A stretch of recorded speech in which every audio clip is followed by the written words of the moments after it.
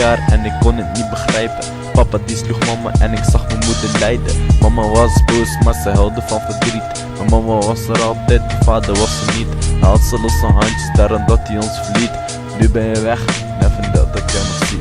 Mama, lieve mama, waar ben je nu toch heen? Speel je nu verstoppertje of ben ik hier alleen? In de steek gelaten, afgedankt, brak me hart, ben afgebrand, allemaal zo vaag.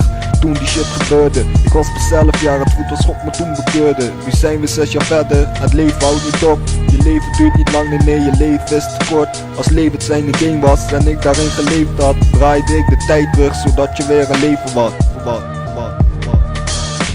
Mama, lieve mama, waar ben je nu toch heen? Speel je nu verstoppertje of ben ik hier alleen? Papa, lieve papa, waarom doe je zo? Denk ook eens aan mama en mijn zonderland en zo. Denk ook eens